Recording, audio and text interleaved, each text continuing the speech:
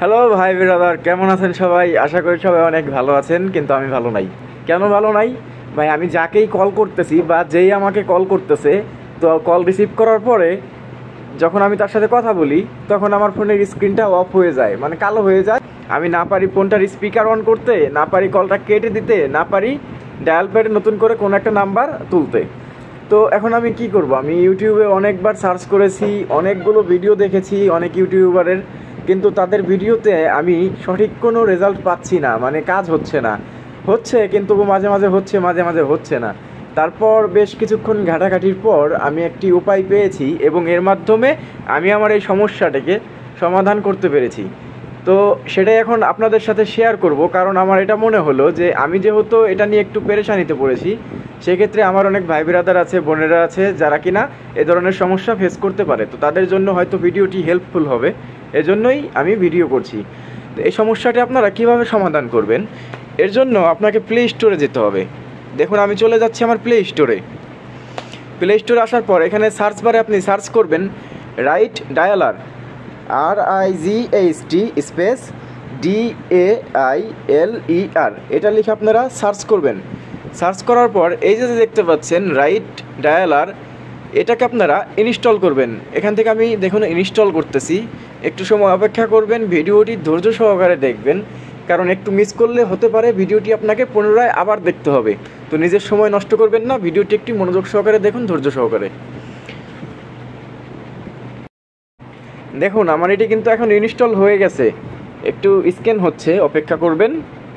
আপনারা যারা Redmi, Xiaomi, Poco এগুলো যারা ব্যবহার করেন তারা জানেনই যে কোনো একটা অ্যাপস ইনস্টল করার পর সেটাকে স্ক্যান করা হয়। তো এখান থেকে আমি ব্যাক চলে যাচ্ছি, ব্যাক চলে যাওয়ার পর এই যে প্লে স্টোরে আবার চলে আসলাম।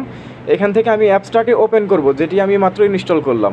দেখুন আমি এখানে ওপেনে ক্লিক করলাম। ক্লিক করার পর আমার সামনে এ ধরনের একটা ইন্টারফেস আসছে।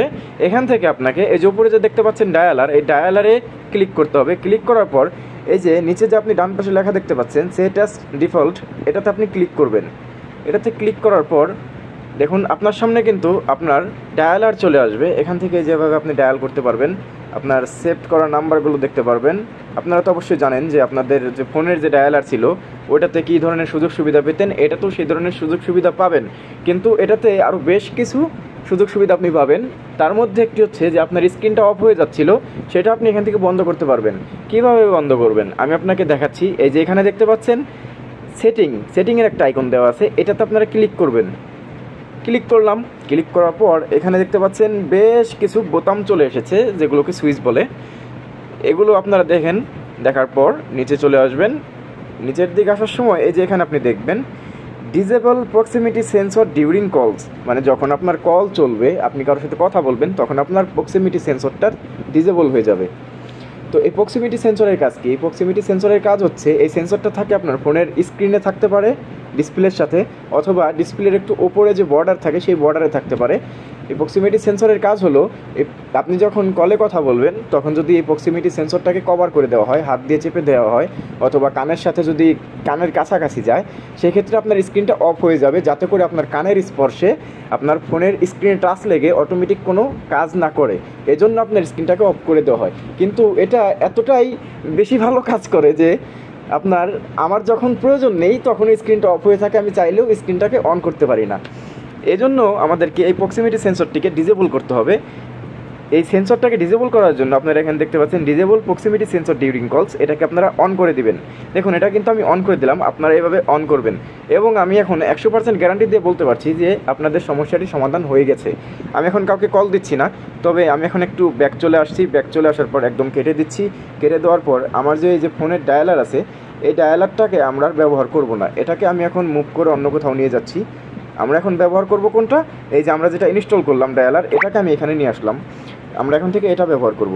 তো এটা দিয়ে আমরা যখন ব্যবহার করব, এটাতে ক্লিক করলাম। ক্লিক করার পরে যেখানে দেখতে পাচ্ছেন রিসেন্ট, তারপর হচ্ছে কন্ট্যাক্ট, এখান থেকে আপনি আগের ডায়ালারের মতনই ব্যবহার করতে পারবেন। এবং কি এখানে আপনি ডায়াল প্যাডও পাচ্ছেন, আপনার সেই সমস্যাটিও সমাধান হয়ে যাবে। কিন্তু আপনারা এখন প্রশ্ন করতে পারেন যে তাহলে আমাদের আগের যে ডায়ালার, ওটাকে যদি আপনারা সম্ভব হয় আনইনস্টল করে দিতে পারেন। কিছু কিছু ডিভাইসে আনইনস্টল করা যায়, আবার কিছু কিছু ডিভাইসে আনইনস্টল করা যায় না। যদি আনইনস্টল না করা যায় তাহলে এটাকে আপনি ব্যবহার করার প্রয়োজন নেই, অন্য কোথাও রেখে দিন সাইড করে। আর যদি আনইনস্টল করা যায় সেক্ষেত্রে আপনি আনইনস্টল করে দিন। এবং যদি বলেন যে ওটাই তো আমার ভালো ছিল, ওটা আমার ফোনের সাথে ছিল, অফিসিয়াল ছিল, তো সেক্ষেত্রে আমি বলবো ভাইয়া কিছু পেতে হলে তো অবশ্যই কিছু হারাতে হবে, তাই না? এজন্য আপনাদের এটা মেনে নিতে হবে, কিছু করার নেই তো, কারণ আপনাদের ওটাতে সমস্যা হচ্ছে। এখন যে নতুন ডায়ালার, এটাতে কোনো সমস্যা হবে না। আপনারা কাউকে কল করে চেক করে নিতে পারেন, আমি আপনাদের গ্যারান্টি দিচ্ছি আপনাদের সমস্যার সমাধান হয়ে গেছে। ধন্যবাদ, আশা করি ভিডিওটি আপনাদের ভালো লেগেছে। যদি একটু হেল্পফুল হয় তাহলে অবশ্যই চ্যানেলটিকে লাইক, কমেন্ট এবং কি সাবস্ক্রাইব করে দিবেন পরবর্তী ভিডিওর জন্য।